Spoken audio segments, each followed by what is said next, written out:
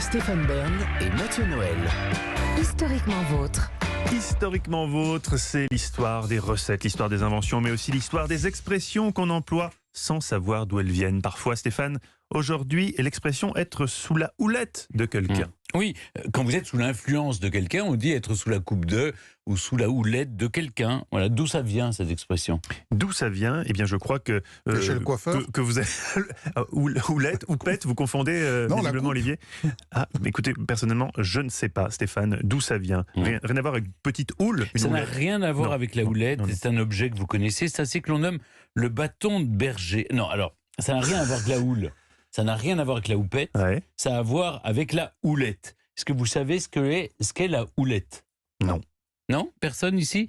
C'est un objet que vous connaissez pourtant. C'est ainsi que l'on nomme le bâton de berger. Rien à voir avec, pardon, avec le Olivier, saucisson. On repart à l'apéro, là.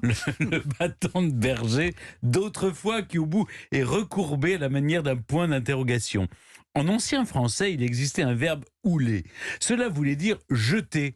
Cette recourbure servait aussi à déterrer une motte ou un caillou et à la projeter vers le mouton qui s'éloignait trop du troupeau. Ces derniers étaient naturellement sous la houlette du berger. Quant à être sous la coupe, c'est au XVIIe siècle qu'apparaît la formule. Elle vient de l'univers du jeu, et plus spécialement du jeu de cartes. Quand une partie est terminée et avant d'en recommencer une autre, on bat les cartes, on coupe. Et dans ce geste, on pensait que la magie était prépondérante. Certains joueurs avaient souvent une bonne main et s'en trouvaient favorisés, et les moins chanceux n'avaient qu'une crainte, être sous la coupe de ces derniers. D'où l'expression. Vous avez compris? J'ai tout compris. Ah ouais, super. C'est rare. Aujourd'hui, en Allemagne, on ne dit pas être sous la coupe de quelqu'un, mais être sous l'épée. C'est vrai que ça calme. En hongrois, on préfère tenir quelqu'un par la corde. Le hongrois à l'accent allemand. Oui, c'est vrai. Oui. Ils sont alliés à Magyar, certaines oui. périodes de l'histoire.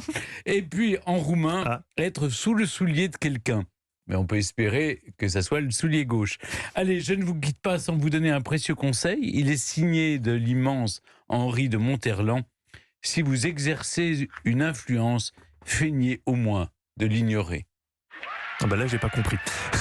Vous pouvez pas tout comprendre dans votre chronique, Stéphane. Dès que ça s'élève vers les cimes comme ça de la On va littérature réfléchir. française, j'ai du mal.